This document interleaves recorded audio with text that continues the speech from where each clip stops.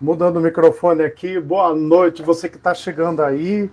Estamos aqui no Instagram novamente, começando hoje a nossa série de lives. Nossa série de lives aí durante o mês de janeiro, que é dedicado ao Janeiro Branco, ao mês da saúde mental. E a saúde mental é uma coisa de preocupação de todos nós, não é verdade? Quem que não quer estar bem mentalmente?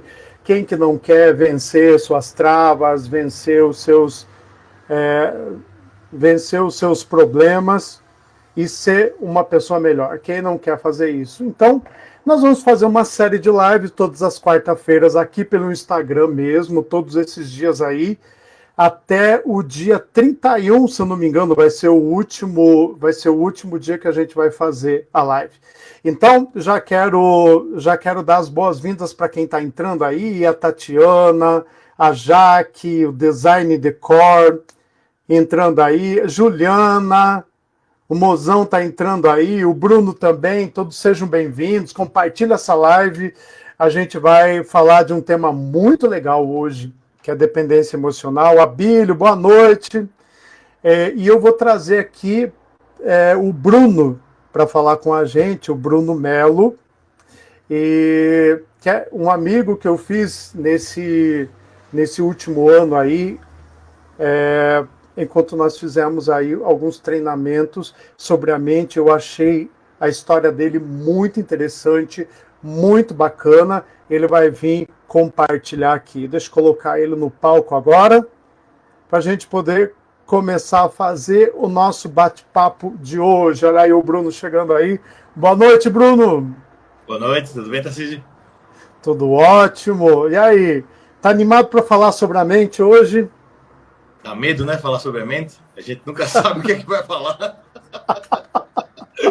Vamos falar sobre as nossas experiências. Todo mundo que está entrando aqui são pessoas que fazem, que buscam cursos. A Olivia chegando aqui, são pessoas que buscam terapia, são clientes meus.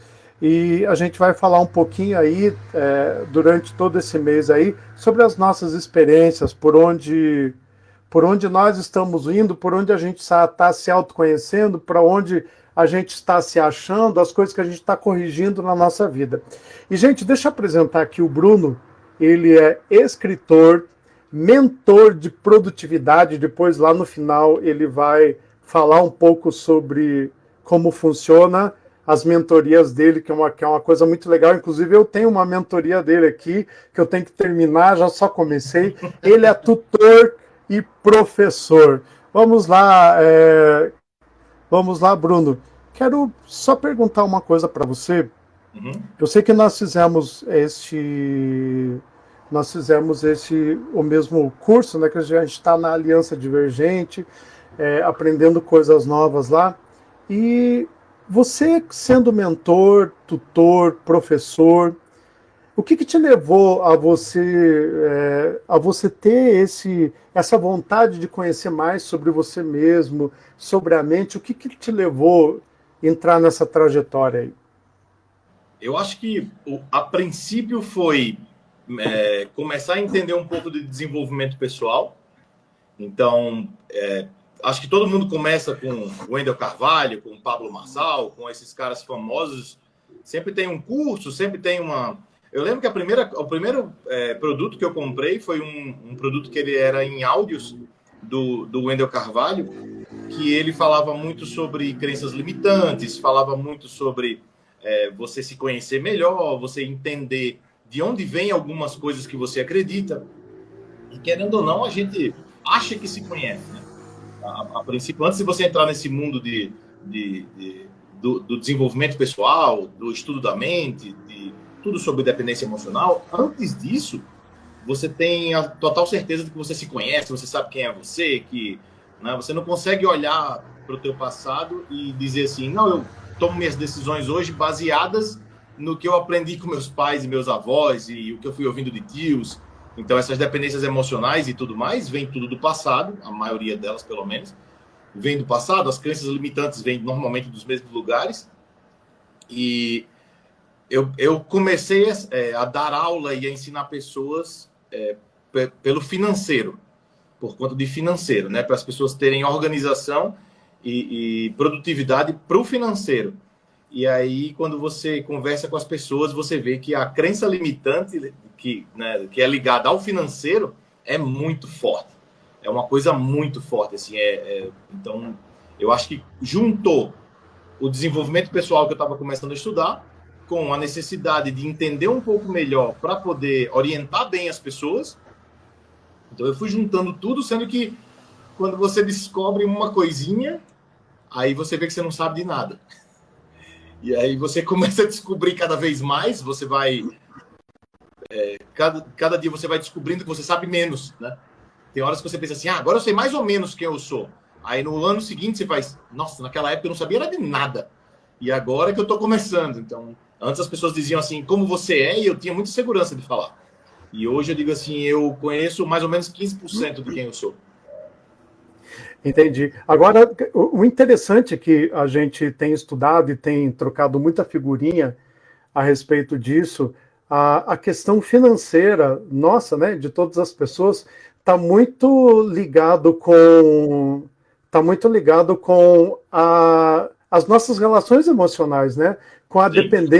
Com a dependência emocional. A gente até aprendeu muito bem com o Euler que toda espera nos resultados, toda demora nos resultados tem uma Quando a gente espera espera das relações. nas relações. Mas quando você começou, Bruno, se interessar por esse assunto de ter mentoria sobre questões financeiras, o que te levou a querer falar sobre a questão financeira? Foi de acordo com alguma experiência que você viveu? Eu sempre fui muito organizado. A organização é uma coisa que eu carrego na minha vida, assim, desde criança. Muito organizado, muito, assim. Os meus gibis eram organizados por mês e ano, numa prateleira, roupas, brinquedos, tudo meu era muito organizado. Então, eu percebia que meu dia acontecia mais fácil porque eu era organizado. Então, o financeiro é meio que isso. Quando você é organizado ao ponto de separar dinheiro para cada coisa e ter limites para cada coisa que você pode gastar, posso gastar tanto com diversão, tanto eu vou guardar, tanto eu posso comer fora, tanto eu vou comprar um livro, né? Quando você tem essa organização de separar o dinheiro, você começa a ver que para você é fácil. E aí você vai conversar com as pessoas e você percebe que para todo mundo isso é uma dificuldade gigantesca. É muito difícil para as pessoas uma coisa simples como recebi o dinheiro e separei tanto para cada coisa. As pessoas pegam o dinheiro, que é a pior prática que tem, que é primeiro eu pago todas as minhas contas e depois eu pego o dinheiro que sobra. Isso eu ensino nos vídeos do meu livro, tem essa aula de que as pessoas fazem a ordem errada. O pagar conta primeiro é o grande erro de tudo. E isso vem de crença limitante, vem lá de trás, vem do que você observou seus pais fazendo, né? Meu pai é bancário, né? Foi bancário a vida inteira. Então, acho que eu tive um pouco de sorte em relação a essa orientação desde criança, porque minha mãe é muito organizada e meu pai bancário, meu pai é economista também. Então, acho que as coisas se encaixaram de uma forma que eu tive uma criação diferente em relação ao dinheiro.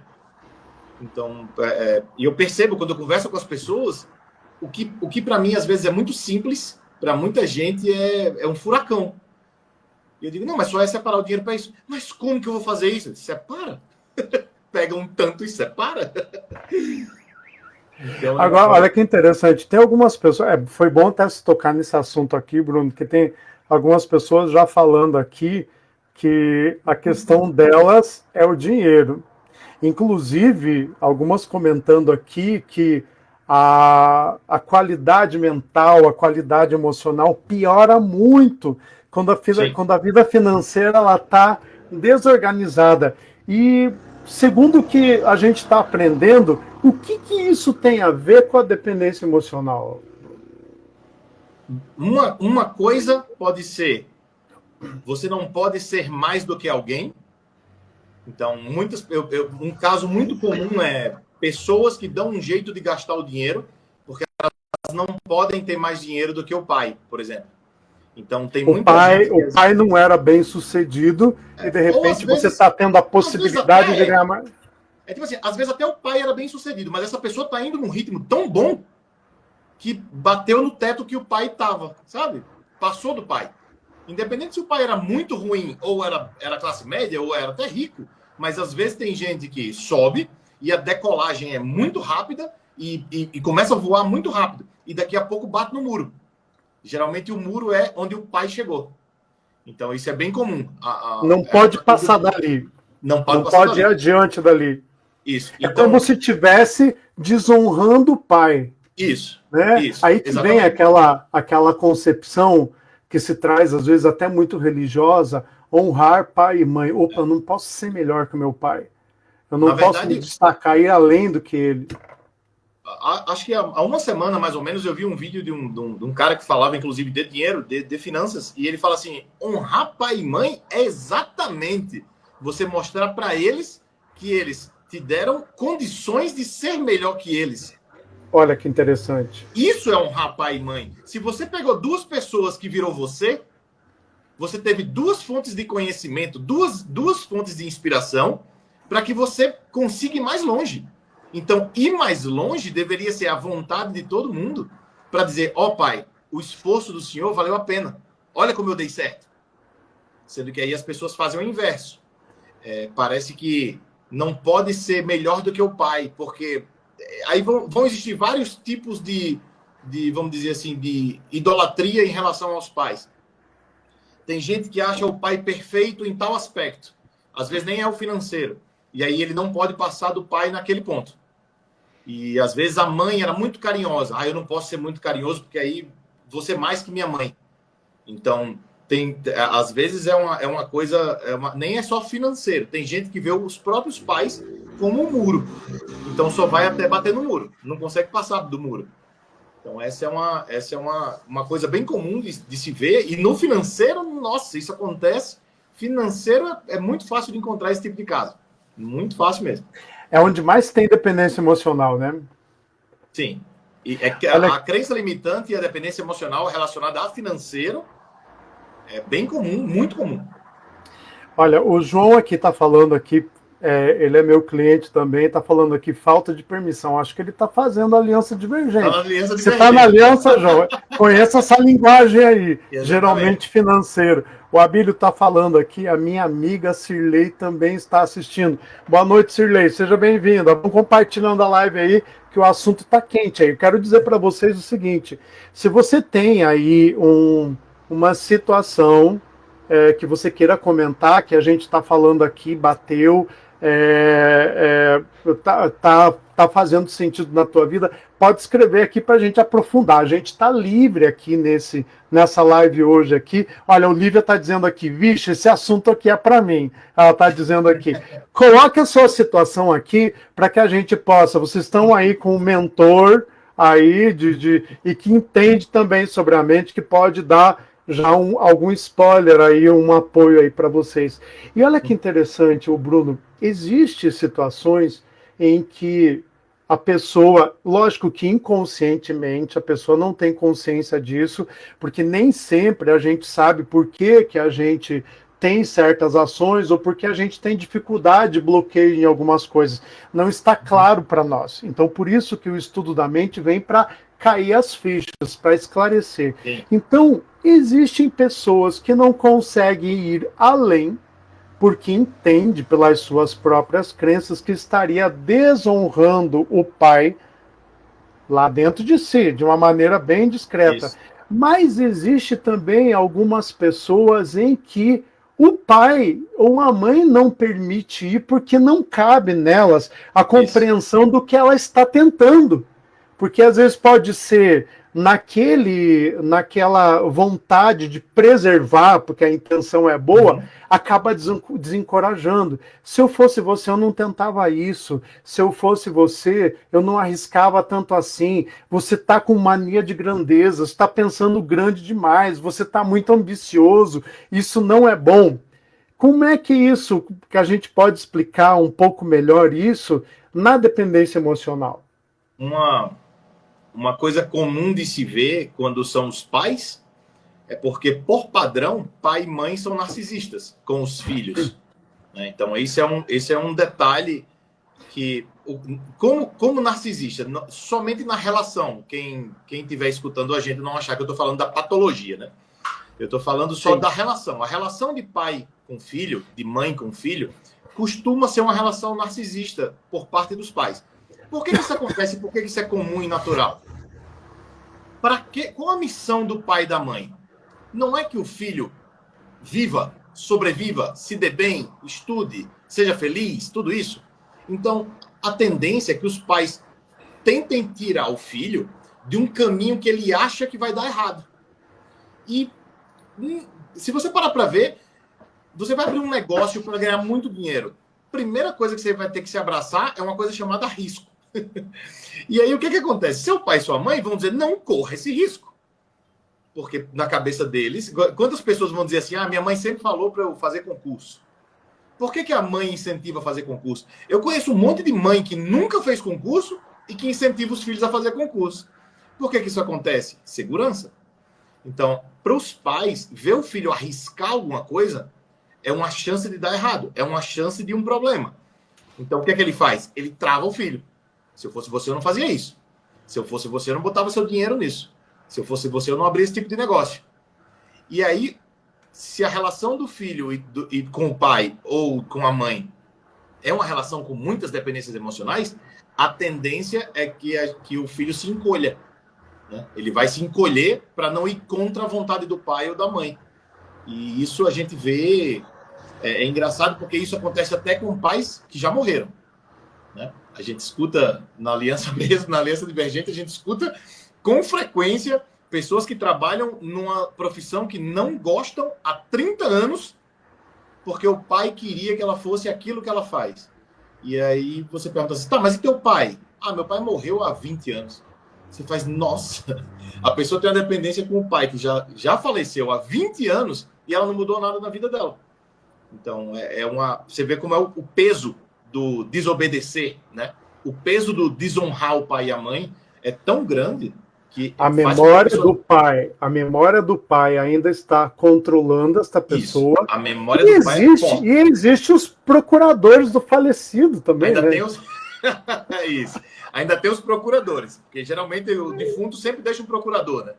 E no caso de pai e mãe, você vai escutar sempre um tio, uma tia dizer assim, seu pai não ia gostar de ver você fazendo isso. Será que sua mãe não ia ficar chateada de ver você fazendo tal coisa? Ou comprando isso? Ou indo para esse tal lugar? Então, sempre tem os procuradores. E a gente escuta, né? São casos bem comuns, bem frequentes né, de dependência emocional com pessoas que já faleceram e os procuradores. Tudo isso é muito comum. E é um atraso forte também. Olha, a Olivia está falando aqui. A minha mãe várias vezes disse que eu não sabia administrar meu dinheiro. O pai de Michael Jordan também. Sabe? Olha aí, Olivia, não é só você. Michael Jordan, quando ganhou o primeiro milhão dele, se não me engano, está no livro dele, isso eu acho. Que ele sentou com o pai e falou assim, pai, ganhei meu primeiro milhão, vou comprar isso, vou comprar aquilo, tenho um sonho tal. E o pai dele fez, não. Você sabe jogar basquete. Você é muito bom no que você faz. Mas você é péssimo em cuidar de dinheiro. Então você vai pegar esse primeiro milhão e você vai separar uma parte desse dinheiro para contratar alguém para cuidar do seu dinheiro. Sendo que estamos falando de Michael Jordan e estamos falando de milhões de dólares. Né? Então, no nosso caso, né, para os mortais, não, né, estamos falando de uma coisa totalmente diferente. Michael Jordan, se ele pegasse aquele milhão e gastasse inteiro em 5 minutos, provavelmente em 15 dias ele ia ter o triplo do que ele torrou. Então, não é o nosso caso. Então, nesse caso, a mãe está protegendo, dizendo não mexa com isso, não faça aquilo, não gaste, não use o dinheiro para isso, não compre tal coisa. É só a proteção. Aí vem... aí a gente tem que ponderar 1000 coisas, né? Como mentor de produtividade, eu teria que olhar para todo o cenário para poder dizer assim, realmente você está gastando com uma coisa errada. Ou então, não, você está investindo. Muita gente confunde investir, gastar, pagar, né? As pessoas confundem muito o que é tudo isso. Quando você usa o dinheiro numa coisa que vai trazer mais dinheiro, você investiu. Quando você pegou o dinheiro e comprou algo e aquilo não te traz retorno nenhum, você gastou, né? Então... Às vezes sua mãe quer que você invista, mas não quer que você gaste. né? Mas às vezes ela não sabe também, se não sabe explicar, não sabe, né? Então vem só o bloqueio, não faça, não faça, não faça. Teria que ter uma análise mais profunda dessa situação financeira para saber se é só um bloqueio. Exatamente, Bruno. Olha que interessante é o seguinte: toda vez que você tenta fazer alguma coisa diferente, você tenta romper um padrão. Lógico que você teve um padrão de referência lá do pai ou da mãe ou de quem te ensinou, né? Porque aqui, como a Olivia estava falando aqui, não sabia administrar o dinheiro. Mas a mãe ela analisava isso de acordo com o que ela sabia, de acordo com o que ela tinha aprendido. Mas, de repente, é lógico que é natural que quando você está aprendendo algo novo que a outra pessoa não sabe, o ser humano tem um medo do desconhecido.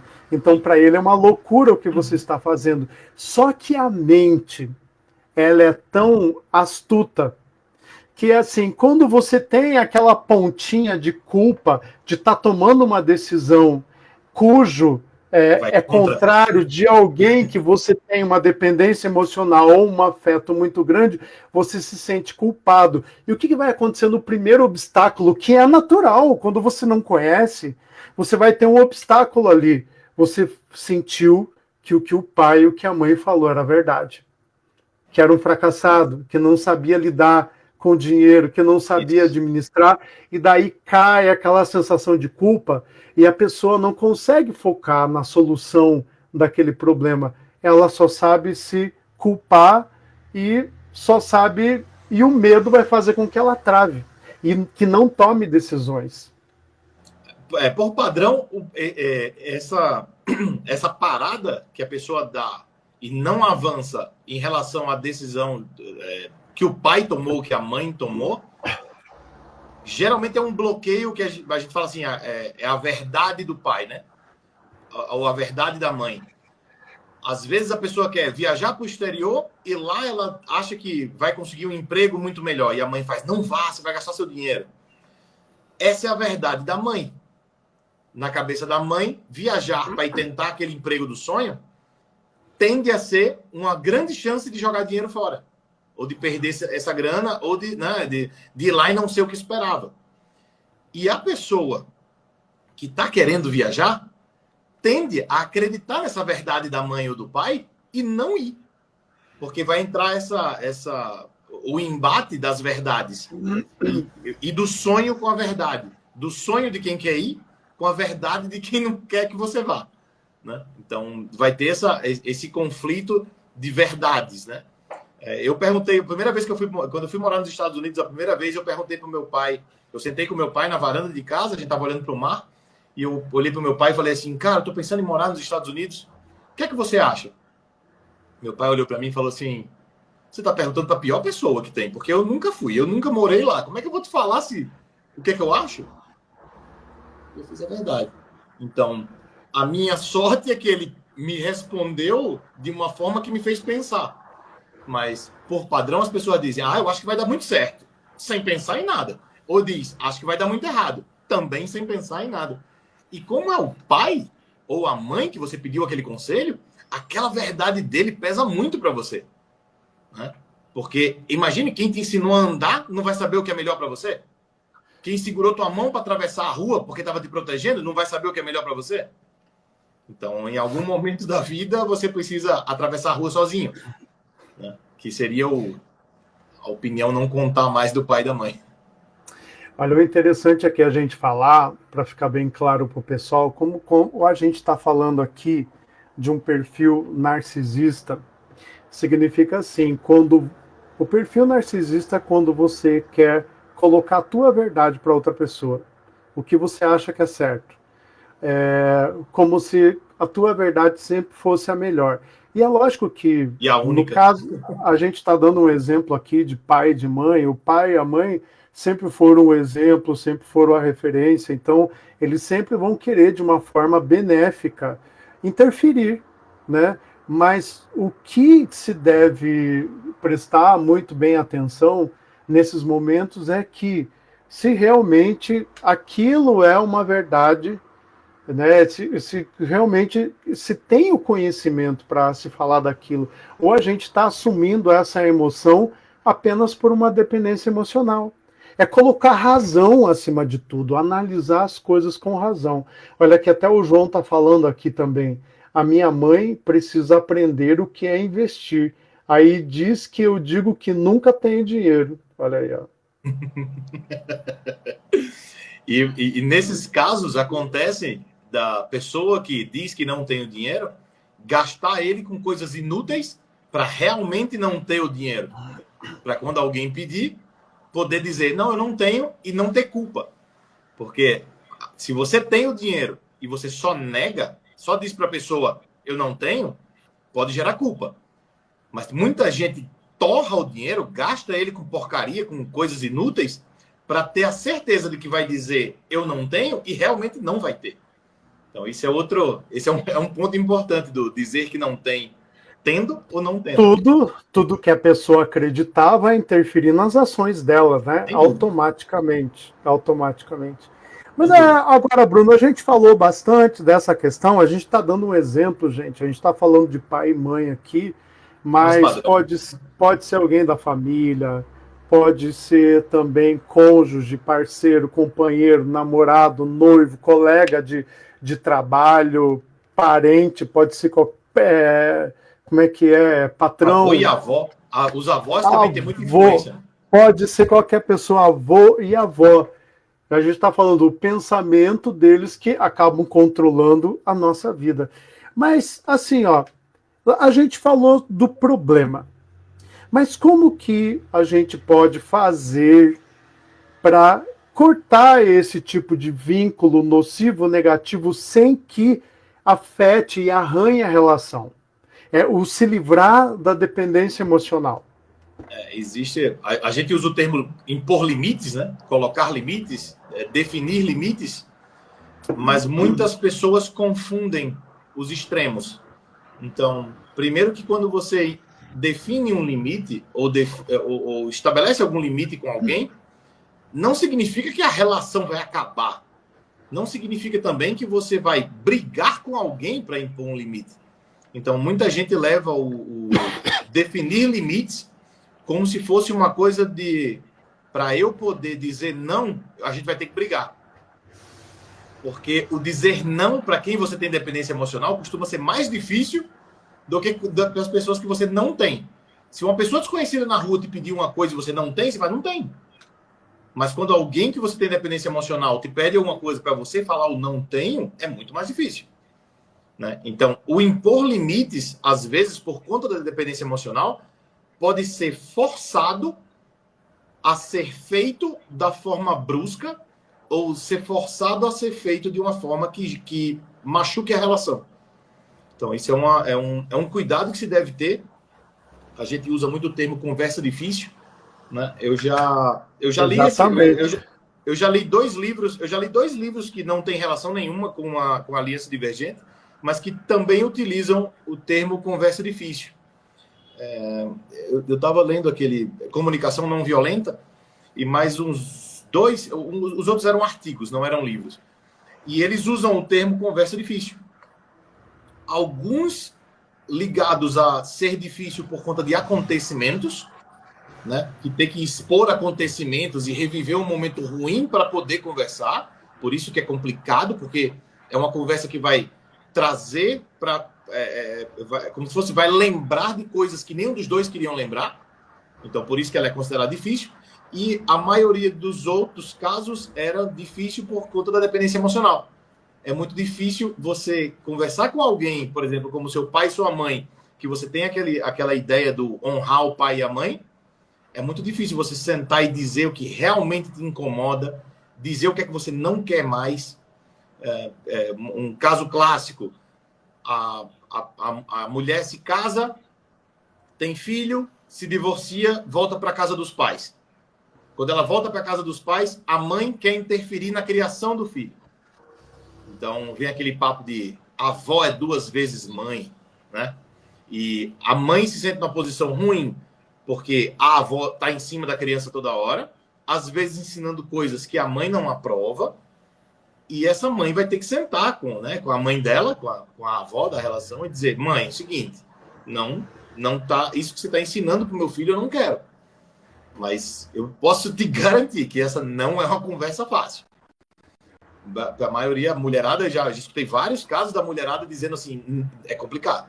Ainda mais A quando é o pessoa vai pai. estranhar, a pessoa vai estranhar a postura da outra, em Sim, primeiro lugar, o né? dizer senta aqui que eu quero conversar, vindo do filho pro pai ou do filho para a mãe, senta aqui. Quando é a mãe dizendo senta aí que a gente vai conversar, é normal. Né? Ainda mais se for criança ou adolescente, senta aí que a gente vai ter uma conversa. A criança ou adolescente sabe que fez algo errado, né? Mas vamos dizer assim, é um formato de conversa natural. A mãe dizer senta aí que a gente vai conversar. Mas o filho dizer para um pai ou para a mãe a gente precisa conversar entra no difícil, né? Entra na parte do conversa difícil.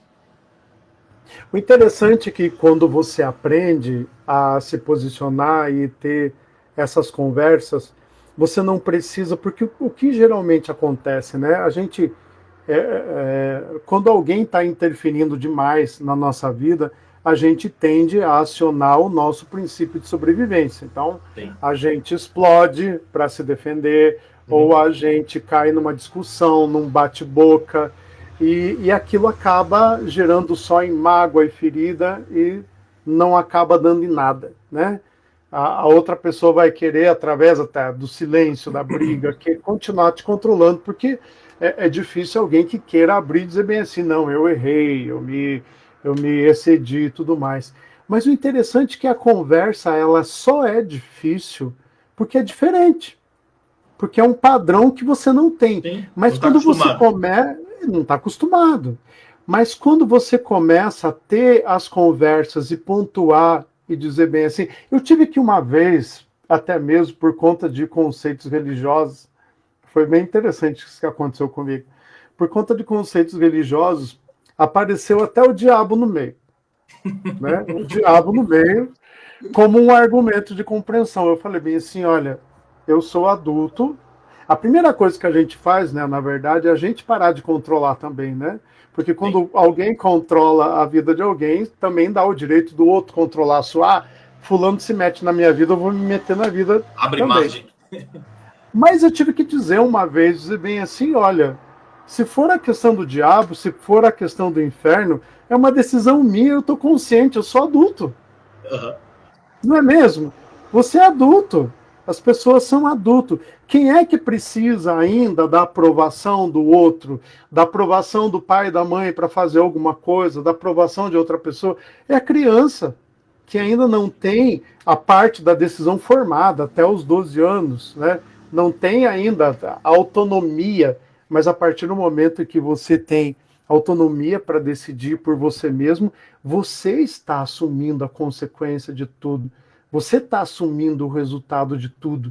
E é isso que a outra pessoa que está querendo te proteger, ela precisa saber. Que você Às está. vezes a proteção vem dessa consequência. Ela não quer que você sofra a consequência. Exatamente. Ela não quer. Mas eu estou dizendo, eu estou assumindo o risco. Eu estou disposto a assumir esse risco. É duas coisas que a gente analisa, né? É o risco e mais uma coisa que o adulto analisa. É risco e mais alguma coisa, que me fugiu a palavra aqui agora. Você assume o risco e você é responsável pelas consequências. Esse é o bate e Responsável pelas volta. consequências. Tudo que você faz é porque quis e a culpa é sua, basicamente. E A o culpado. responsabilidade, digamos. E Porque a culpa é quando você sente que você não atendeu o desejo de alguém. Daí a culpa. Mas a responsabilidade eu assumo. E vai Né? entrar, aí entra também agora essa história da responsabilidade, a gente vai ver muito problema com quem é vítima. Aí vem a relação da vítima, né, da vítima com o narcisista. O narcisista, ele não quer que a vítima sofra nenhum tipo de consequência, porque a verdade dele é a que deve ser seguida. E tem gente que não assume nada, tudo a culpa é de Deus, a culpa é do diabo, a culpa é do outro, a culpa é do governo, a culpa é do clima, a culpa é do trânsito. Esse é o vítima. O vítima, ele é um adulto que ele evita decisões, então ele é sempre a vida que decide por ele. Né? A vida decide por ele. Por que ele deixa isso acontecer? Para que ele possa dizer assim, não fui eu que quis assim, foi a vida. Então, Ele sempre vai dizer assim, ah, não, isso só está assim por conta do governo. Isso só está assim porque meu pai fez isso comigo. Isso só está assim porque o trânsito estava difícil. Isso está assim porque o país está sem dinheiro. Então, nesse caso, essa fuga da responsabilidade, né, de não arcar com a consequência, já entra... Se parte daí, normalmente temos uma vítima. Olha, o Bertone Medeiros está falando aqui, a vítima terceiriza toda a responsabilidade. É Exatamente, isso mesmo. perfeito. A É vítima é a isso campeã mesmo. de terceirizar, principalmente a responsabilidade. Terceiriza tudo, culpa, responsabilidade, problemas. Fantástico. Mas o interessante é isso, quando você passa a ser responsável pelas tuas decisões, você tira um monte de gente das tuas costas. Você Eu tira um escutei monte de pessoas. eu escutei uma frase muito legal hoje. Não uma frase, dizeres legais. A pessoa dizia assim: você é o CEO da sua própria vida. É você que faz os investimentos, é você que faz as compras, né? É você que mexe com tudo na sua vida. E você tem que saber tanto contratar como demitir. Então, se você é o CEO da sua vida, quem que você vai contratar? Quem que você quer do seu lado? E quem que você vai demitir da sua vida? Que é exatamente... Tem pessoas que são âncoras na sua vida. Tem pessoas que são um atraso, que a gente usa o termo normalmente atrapalho. Né? Pessoas que são atrapalho, tem gente que é âncora, tem gente que tem tudo para decolar e não decola porque está preso em outras pessoas. Então, eu acho que até o contratar bem é mais tranquilo quando você é o CEO da sua vida.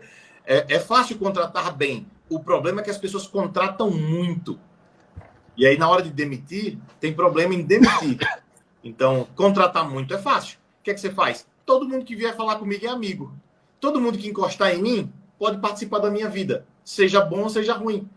Me ajudando, me atrapalhando, me fazendo bem, me fazendo mal. Eu não tenho coragem de dizer não. Eu não tenho coragem de demitir, né? Usando o termo de tirar da minha vida, para chamar de tirar da minha vida. Então, essa pessoa vai acumulando esse patrimônio de dependências emocionais e de gente ruim ao lado, né? Que vai gerando cada vez mais dificuldade de demitir. Normalmente, quando essa pessoa amadurece, ela demite 85% de uma vez. É Porque verdade. ela dá uma olhada e vê que tem muito mais gente atrapalhando do que colaborando. É verdade. A Cássia está falando aqui. É verdade, é mais fácil culpar os outros do que assumir os próprios erros. Nossa, muito mais fácil. O ser humano parece que nasce treinado para isso. Já nasce pré-programado para culpar o próximo. E você vai ver isso mais da cultura latina, né? Do México para baixo, no mapa, você vai ver muito isso. Os latinos, de forma assim, sendo abrangente, falando de forma geral, o vitimismo e a culpa nunca é minha é uma característica bem do latino, assim. O tempo que eu morei nos Estados Unidos, assim, o contato com o americano, eles são muito, muito diferentes da gente em relação a isso. Das dependências emocionais, de quem tem que estar do nosso lado. Eu vejo o vídeo de milionários dizendo, com 17 anos, meus filhos que tomam rumo. Vá morar em outro lugar. Não, mas, putz, você é rico. E daí, vai embora da minha casa. O interessante é que eu ouço falar sempre muito da cultura. Eu tenho alguns clientes que eu atendo também que são lá dos Estados Unidos, brasileiros que estão morando lá, e é um choque cultural bastante grande, mas eles observam assim que essa relação de pai e de filhos deu 21 anos, o filho tem que sair de casa. Não, ele sai antes. Sai com 17, 18. Ele sai 17, de casa. 18. Ele Você já é considerado pronto para a vida, assumir sabe a águia careca? Sabe aquele animal, a águia careca, que é o símbolo dos Estados Unidos? Uhum. Você sabe a história da águia careca, não? Não, não sei. A história da águia careca é o seguinte: por que ela um dos motivos dela ser o símbolo dos Estados Unidos.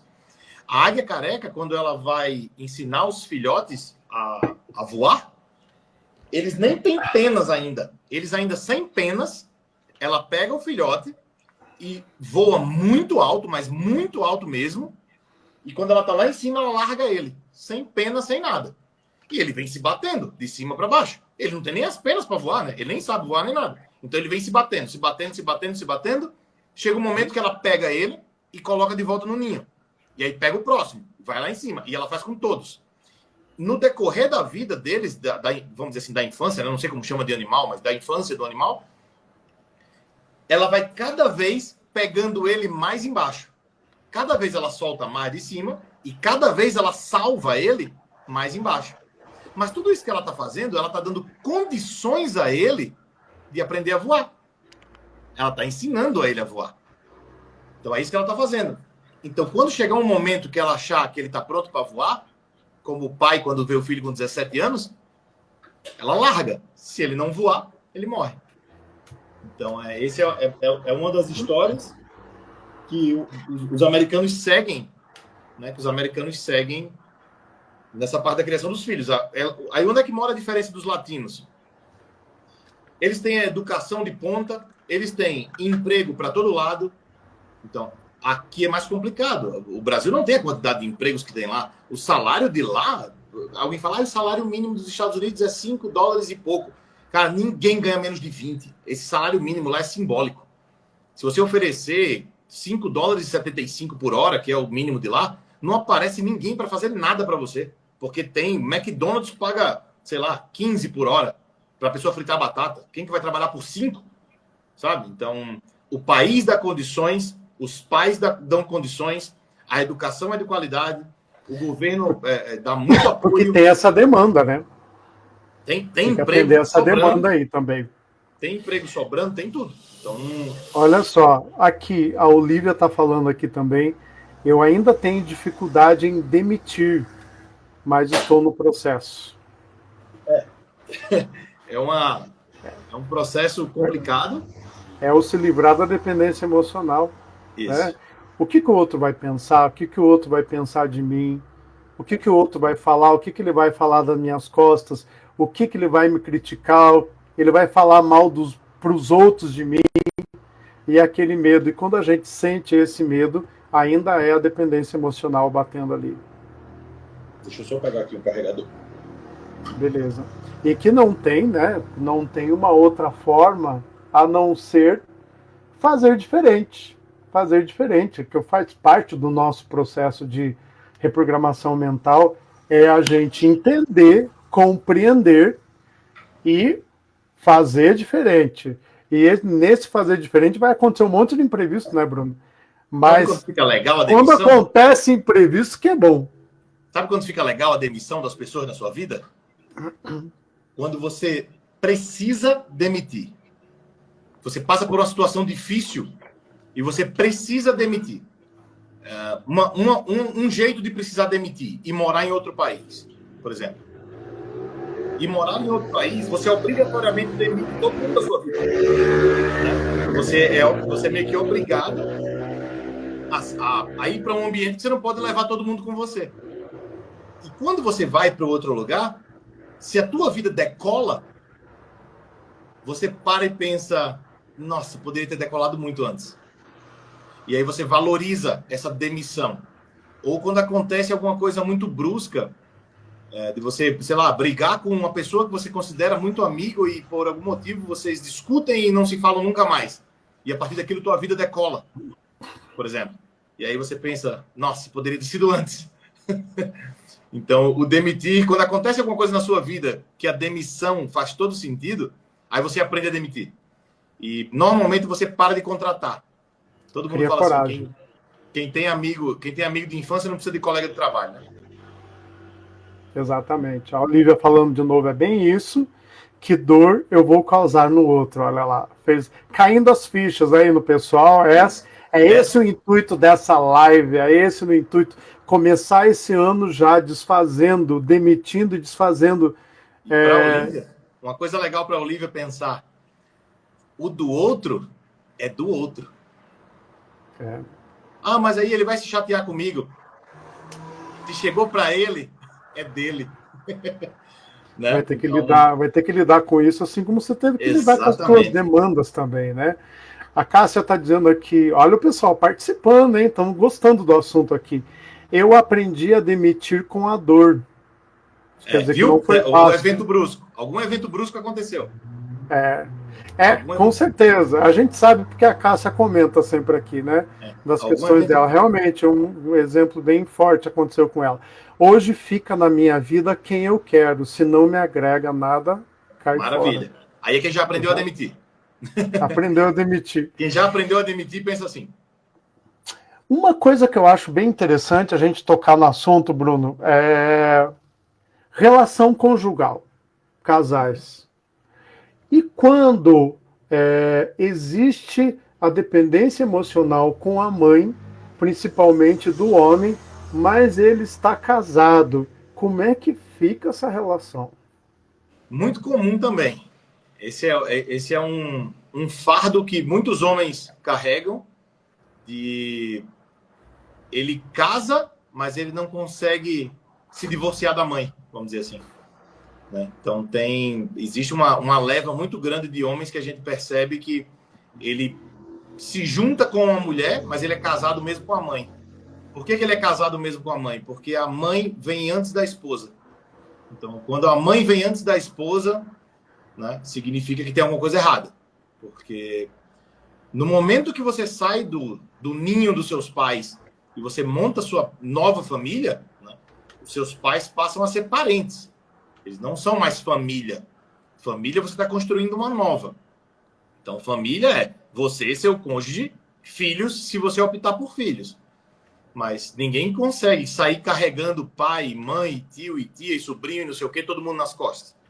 Então, é muito comum a mulher que se casa e carrega o pai com ela, o pai continua tomando decisão. Quando o pneu do carro fura, em vez de ligar para o marido, liga para o pai. Tem um marido, tem um homem em casa, e o pneu fura, liga para o pai. E o cara casa, e quando precisa, sei lá, de alguma coisa feminina, vamos dizer assim, alguma dica, alguma instrução, alguma informação ou algum conselho, ele corre para a mãe, mesmo tendo a esposa, que foi a pessoa que jurou que vai estar com ele em todos os momentos, e mesmo assim ele carrega a mãe. Eu não sei se eu que sigo muita gente que lida com casais, mas eu acho que as pessoas têm visto isso com mais facilidade, assim, essa dependência emocional sendo um problema na vida adulta e na vida do casal. Eu vejo pessoas comentando muito, mas eu vejo mais no sentido de reclamação, mais no sentido assim de meu marido faz tudo pela mãe e não faz nada por mim. Minha esposa, Não se sente valorizada. Tudo que precisa liga pro pai, sabe? Então tá, mas aí já teve a conversa difícil? Porque aí vai caber uma conversinha bem difícil. Casal tem que ter plano de casal, objetivo de casal, vida financeira de casal.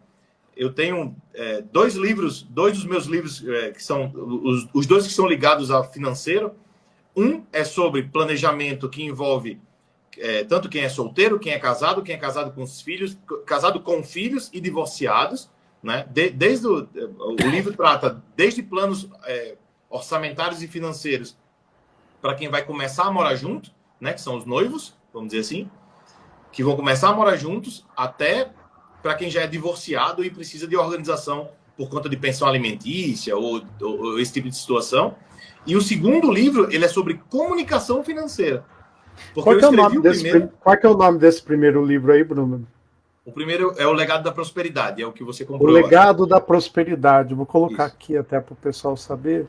O legado da Prosperidade foi o que você comprou. Ele acompanha a planilha, acompanha 5 videoaulas explicando como fazer o preenchimento. Aconselho que leia o livro antes para depois assistir às aulas. Muita gente atropela os passos e aí fica assistindo às aulas sem saber o que a aula significa, às vezes, sem a teoria, né? Sem a base teórica. Esse livro ele pode ser adquirido, Bruno, sem estar fazendo a mentoria com você separadamente, ou precisa estar fazendo? Não, o livro é totalmente separado. Ele está disponível na Hotmart, totalmente separado. Na Hotmart. Como é que as pessoas podem ter mais informações depois aí desse livro? Todos os meus produtos, incluindo as mentorias, todos estão na Hotmart. Eu vou colocar aqui, Bruno, também o teu Instagram, porque numa dessas o pessoal quer Entrando no meu Instagram, tem o link do meu site. No site tem tudo. Todos os livros, porque a mentoria ela tem diferentes períodos, tanto de encontros semanais. Eu tenho a mentoria com um encontro semanal e com 2 encontros semanais, com a possibilidade de um encontro ou 2 encontros. E ela também de 60, 90 e 120 dias. Então, existe essa variação. Você pode escolher ela 60, 90 e 120 dias, um encontro ou 2 encontros por semana. Então, também está na Hotmart, tá? Tem todas as modalidades. Tem na Hotmart, são 4 modalidades de mentoria e 4 livros. Então eu já deixei aqui. O segundo livro, que é sobre comunicação financeira, esse ele é exatamente o problema da dependência. Ele ajuda nesse problema da dependência emocional com pai e mãe de quem está casado. Muitos casais não conseguem fazer planos de casais, principalmente ligado a financeiro, porque é muito mais comum, né? Eu não estou dizendo que é todo mundo, mas muito mais comum que as mulheres tenham um vínculo com o pai, que quando elas precisam investir dinheiro, trocar de carro, comprar uma casa, coisas maiores, elas correm para o pai, mesmo tendo um marido. E isso aí meio que bagunça tudo, porque o plano tem que ser do casal, né? O casal, ele é uma unidade. Então, qual que é o nome desse que você está falando aí agora? O lucro da linguagem. O núcleo da linguagem? O lucro. O lucro da linguagem. O lucro da linguagem. Com conversa dá dinheiro. Conversando dá para salvar dinheiro. Foi pensando nisso o título do livro. Eu coloquei aqui no chat já para o pessoal ter acesso a isso aí, e pode entrar em contato com o Bruno depois aqui no Instagram dele, pegar mais informações aqui, e quem sabe você... eu tenho aqui uma mentoria tua aqui que eu não comecei ainda, que é financeira aqui também. É o legado da prosperidade. Legado da prosperidade, exatamente. Então, hoje você já pôde aqui nessa live abrir tua mente um pouquinho. Abrir tua mente um pouquinho e saber que a questão do dinheiro é o que eu falei numa das lives que eu já fiz aqui. O dinheiro, ele tem a ver com você. Né? Por que tem tanta gente que tem cursos, que tem conhecimento, não consegue ganhar dinheiro? Tem algumas pessoas que, com o pouco conhecimento que elas têm, elas conseguem alavancar e fazer dinheiro com isso. Porque o dinheiro tem a ver com a pessoa, com aquilo que você acredita de você mesmo, que você pensa de você mesmo. Agora, quando você for dependente do que os outros vão pensar em cada atitude, decisão que você tomar, você nunca vai acreditar em você profundamente. Então, por isso que é bom conhecer, é bom entender, é bom estudar, é bom fazer terapia, é bom se conhecer. Por que a terapia também é bom? Você vai saber quem que é quem. Quem é quem? O que cada um... Dá o nome aos bois. O que cada um está querendo fazer. E geralmente, na maioria das vezes, as pessoas estão querendo fazer coisas boas, a intenção boa, com a atitude errada. Porque desconhece, porque não sabe. Então a gente tem que começar a desvencilhar disso, limpar a mente, reprogramar a mente, porque se a gente não tiver atitudes novas, a gente nunca vai ter resultados diferentes, né? Porque para vocês terem uma ideia, eu encontrei o Bruno aí nessa caminhada aqui, o Bruno também, na busca dele, fazendo curso, e o quanto a gente conversou, e eu também, desde até no momento que eu me formei terapeuta, nunca mais parei de conhecer, entender o que é a mente, entender o que é o ser humano, entender, nunca mais parei. É muito bom isso. É muito bom, né? A Olivia está falando aqui também, meu Deus, quando meu pai estava aqui, eu sempre perguntava a ele sobre o que comprar e quando. Depois que meu pai partiu, minhas finanças afundaram. Olha aí, ó. A Olivia já identificou uma dependência emocional. Forte, pelo jeito. Bem forte. Forte.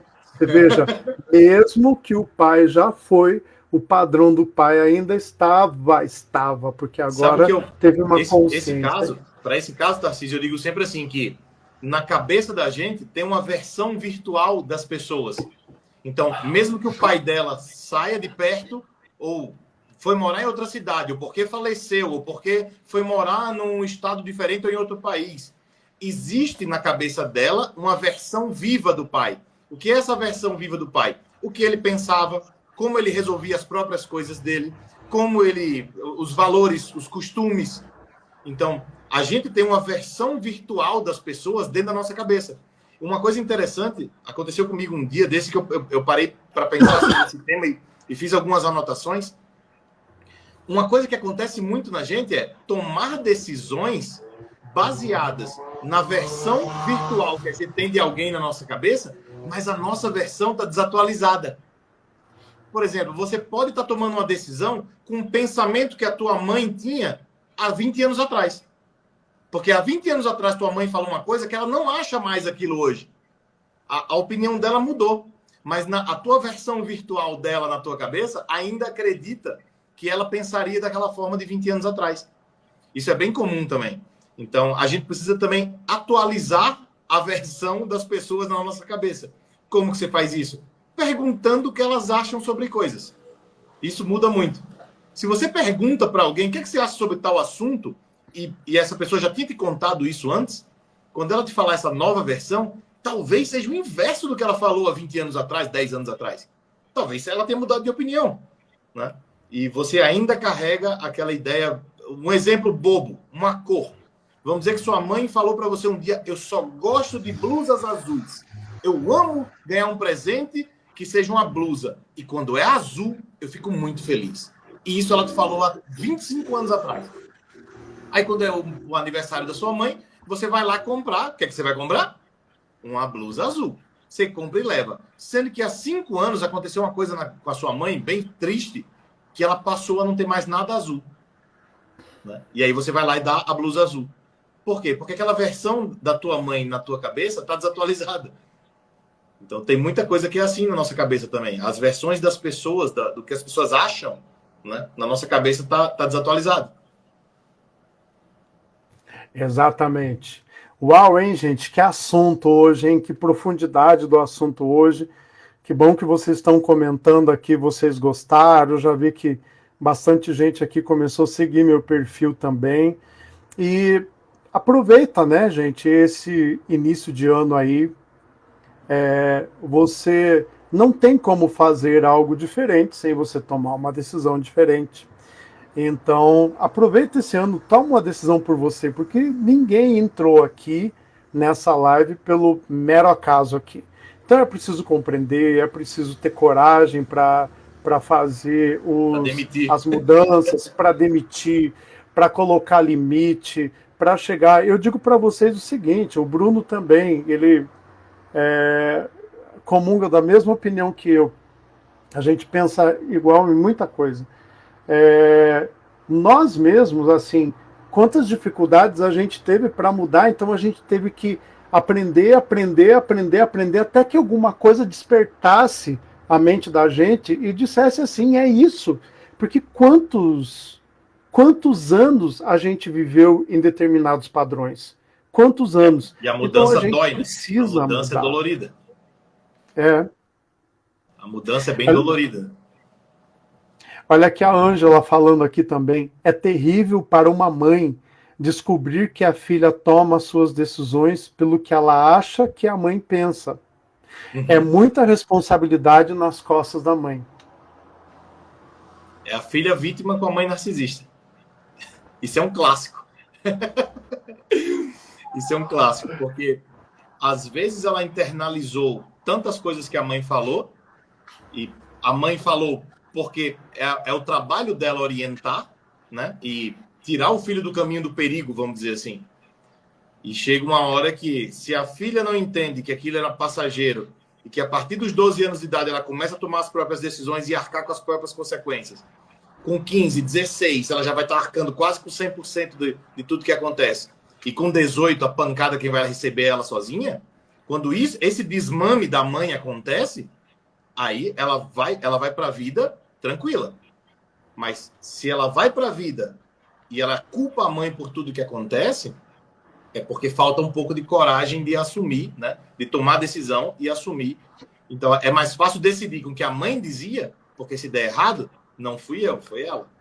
Só fiz porque ela falou. E aquela questão, assumir os riscos e as consequências. Agora eu lembrei, os riscos e as consequências. Analisei os riscos.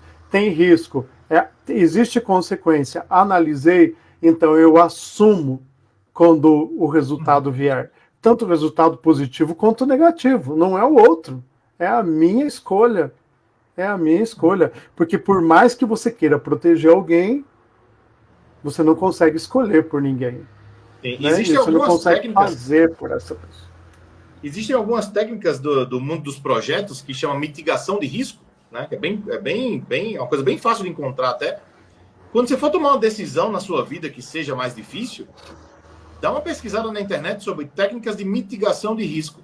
E você é como se fosse a forma correta de ter um plano B. Se algo ruim acontece, você tem como desviar. Mudar um pouco do percurso do teu plano para que você continue indo para o mesmo objetivo, mas às vezes por um caminho diferente. Porque o que muita gente faz eu tento de um jeito, deu errado, eu volto. Né? E às vezes esse voltar não dá certo. Então... Ô Bruno, qual que foi o livro que você falou, que você extraiu alguma teoria de lá? Eu vou colocar aqui como indicação de leitura também. O da comunicação não violenta. Isso, comunicação não violenta, que bem ensina famoso a fazer a conversa difícil, né? Ele é bem famoso, esse livro.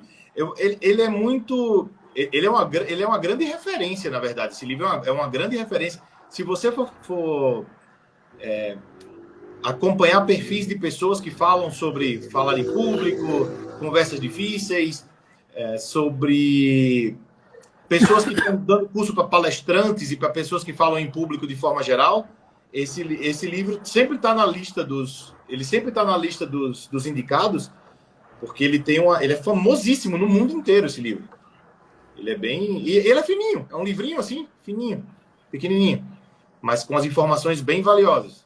É uma leitura muito diferente, na verdade, assim. É para quem está nessa fase do descobrimento, de querer aprender coisas bem diferentes. Esse livro é bem legal. Então, gente, já coloquei aqui indicação de livro, comunicação não violenta. Você ia falar mais alguma coisa, Bruno? Cortei você aí. Não. Ok. Então, já coloquei aqui, para você que quer se aprofundar nisso, o livro Comunicação Não Violenta. E, olha, começamos com chave de ouro, né? Essa nossa série de lives aí. Olha, informações muito atuais. Eu acho assim, hoje em dia a gente consegue falar, você veja uma coisa tão profunda, né? A gente falar de relação de pai, mãe, esposa, avô, família. Hoje a gente já consegue falar de uma forma muito mais livre sobre isso, mas muito importante.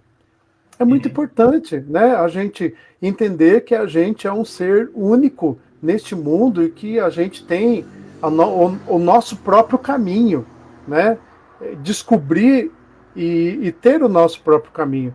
E muitas vezes a gente precisa de esclarecimento disso. Então hoje aqui vocês já têm aí uma sugestão, que é a mentoria do Bruno para questões aí financeiras. Você pode falar com eles.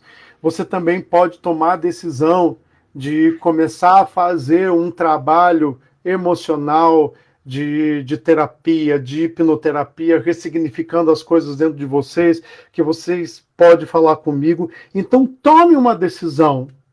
Não basta você saber, ter consciência. A consciência de nada vai valer se você não toma uma decisão. Toma uma decisão de, não, eu vou querer mudar todos esses padrões aqui e fazer tudo diferente. A tua vida só vai ser diferente. Você só vai acordar de manhã com tesão pela vida e com amor e respeito por você mesmo quando você fizer as coisas diferentes. Porque nada vai mudar se você não mudar. E eu quero deixar aí para o Bruno. Bruno, a gente está terminando agora, 22h07, o assunto está bom, mas a gente vai fazer mais lives sobre esse tema aqui, com certeza o pessoal vai querer, vai pedir. A gente encerrando agora, Qual que é o recado que você daria aí para 2025, para esse pessoal que está aqui na live, para quem vai assistir depois, que está gravado, aí que vem de tudo aquilo que você descobriu, o que você tem a dizer para essas pessoas? Uma coisa que eu percebi e que eu entrego muito na minha mentoria é que as pessoas costumam falar o que elas querem e elas não têm um plano para alcançar, né? Então, uma coisa que eu escutei em alguma palestra, não lembro de quem, mas que são muitas, e que um sonho sem um plano, ele é só uma vontade. Então, você escuta muita gente que tem vontades, mas que ninguém faz o que você falou, que é decidir. Ninguém decide, porque quando você decide, você monta um plano e você executa. Então, se você tem um sonho e você não tem um plano para alcançar esse sonho, você só tem uma vontade. E se você não fizer nada diferente, nem decidir, nem planejar, nem se organizar, não fizer nada, você vai morrer com essa sua vontade, porque nada vai acontecer diferente. Da minha mentoria, por exemplo, eu trato dos assuntos organização, planejamento. A parte de financeiro, ela é de acordo com o mentorado. Se ele quiser entrar na área financeira, a gente entra, mas o padrão é organização para que você chegue num nível alto de produtividade. Eu sou especialista em inteligência artificial, então eu desenvolvo robôs de inteligência artificial e eu ensino os mentorados a criarem seus próprios robôs e assistentes. Claro que depende do conhecimento que as pessoas já têm para chegar nesse ponto. Então, a mentoria parte de organização, passa por financeiro ou não, se as pessoas tiverem vontade de entrar nessa parte. Depois ela entra em produtividade, tudo com técnica, com teorias, com aplicações de técnicas famosíssimas, mas que exigem, às vezes, tecnologia, às vezes, conhecimento de como aplicar, até chegar num ponto de uma produtividade que você nunca teve. O que eu falo para as pessoas é: eu te ensino a fazer em 2 dias o teu trabalho de uma semana. Essa é mais ou menos a média do que eu consigo mudar para você. Você fazer o teu trabalho de uma semana em 2 dias. Então, pessoal, tem que ter um plano. Tem que ter um plano. Sonho sem plano é só uma vontade. Muito bem, muito bom, gente. Bruno, cara, obrigado Eu que pelo agradeço. bate-papo, foi muito enriquecedor. Na verdade, assim, a gente preparou aqui uma pauta aqui, mas a gente não seguiu nada do que a gente Nada da preparou, pauta. porque Não o acertamos nada da assunto, pauta? o assunto foi ficando interessante e com certeza foi muito bom, muito enriquecedor. E com certeza, né, Bruno, esse ano a gente vai seguir se transformando, porque nas Sem nossas dúvida. vidas pessoais aqui a gente tem muito que se transformar ainda, tem muito, mas nesse caminho de se transformar, de transformação, a gente sempre divide com as pessoas o que a gente está aprendendo, porque é tão bom, é muito bom, que a gente não consegue guardar para a gente mesmo. Então, Sim. obrigado, cara, de você estar aqui. Com certeza vou trazer você aqui para mais lives aí, tá Pode bom? fazer o convite. Estamos aí. Tá Muito bom. obrigado. Eu que agradeço pela oportunidade de vir aqui falar com vocês. Bem legal a live.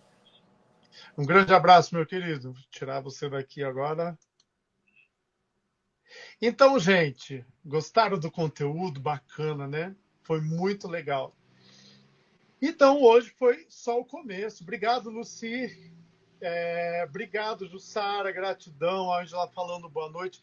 Então, essa é a primeira live da série de lives sobre saúde mental que nós vamos fazer o mês inteiro.